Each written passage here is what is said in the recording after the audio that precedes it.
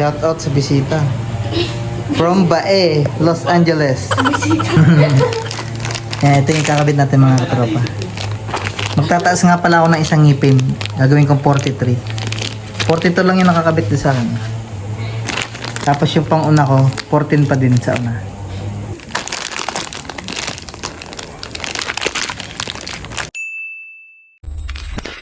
Yun, magkakalasa tayo mga katropa.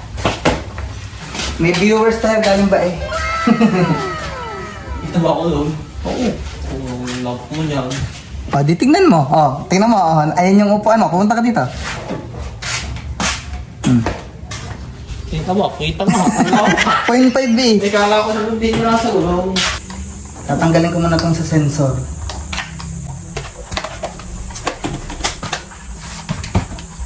Ayo. Meron na rin tayong para masarap magkalas. Ito naman 12mm sa putres. Ito naman sa kambyo. Boom.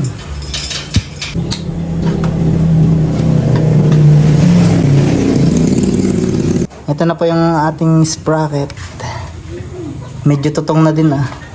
Pero saka ako nalilinisin niya, papalitan ko na lang muna.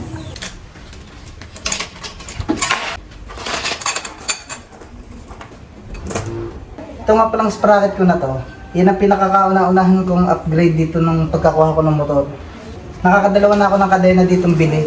Yung isa nung pumunta kami ng Bicol, tapos ito yung huli. Yung heavy duty.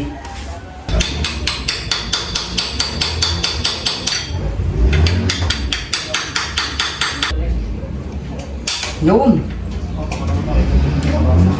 Wasak. Ayun. Wala lang pala sa katok. Ito na mga katropa oh. 2.5 years na nakalagay. Ayun yung orig.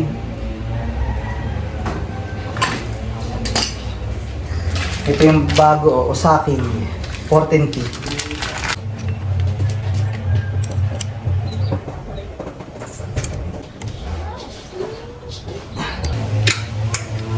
Neutral.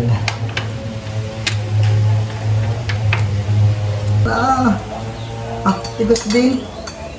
Malugutok din niya. Apa?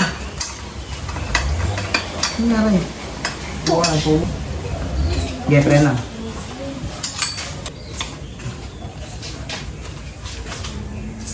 Apa? Ang tigas! Naku po, masara ata ang nabibilong. Sige, tanggal mo na preno. Kakatokin ko ulit.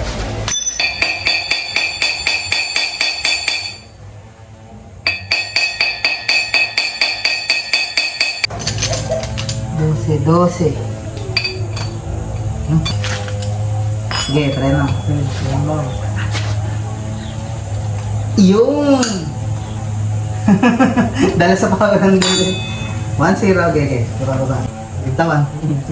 Lagot ako ang ulo ko din. Yun! Yun! Sama. Hop! Zoom safe.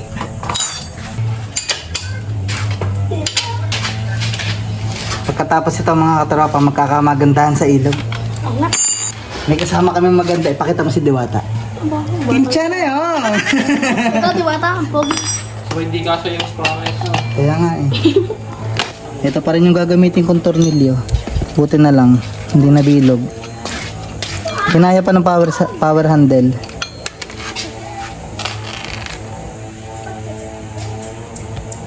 Yun. 2.5 years na gamit. Oh, shout out Osaki. Baka naman.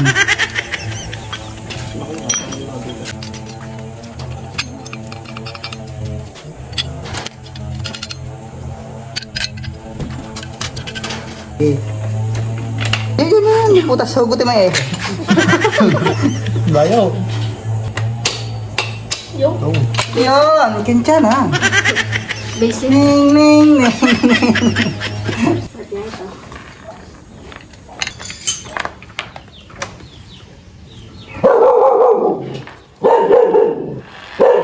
Magpuputol tayo ng kadena. A few moments later. freshening.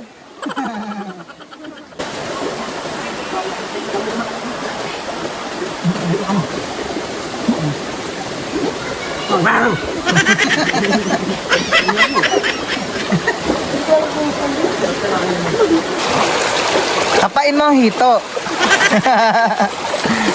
2,000 years later. Yung tambay muna kami dito mga katropa. Kakauwi lang namin galing ilog. Bangin po yan.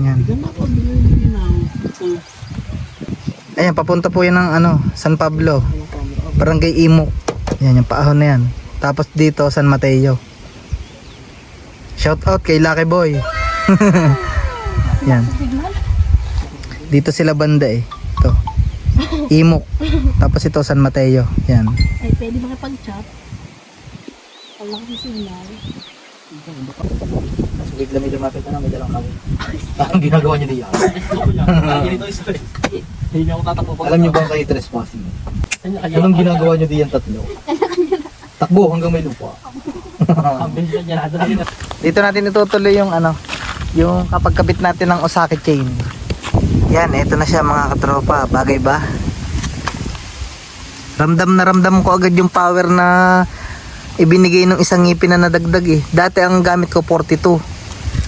Tapos ito ngayon 43. Yan. 43 tapos 428. May pagka-gold yung kanyang kadena. Tambay-tambay lang muna kami dito. Doon nga pala sa magtatanong kung magkano bili ko dyan. 1.3 ang bili ko dyan. Doon pa din ako bumili kay ate. Yung binibilhan ko lagi sa Kalawan. Pagka ang gusto nyo sa motor ay yung performance, 43 ikabit nyo, 1443. Pero pagka ang gusto mo ay yung pang long drive, mga 1439, magdagdag ka lang isang ngipin o kaya 1441, ayos na yon. Ang gusto ko kasi sa motor yung malakas humatak. Kaya ang inilagay ko ay 43, nagdagdag pa ako ng isang ngipin.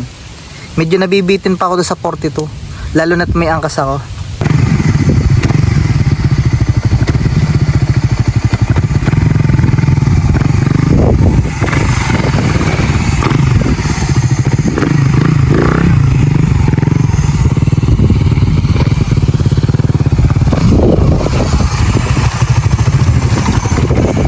Siguro dito ko na lang tatapusin ng vlog mga katropa. Abang-abang na lang sa mga susunod nating video. Bye-bye!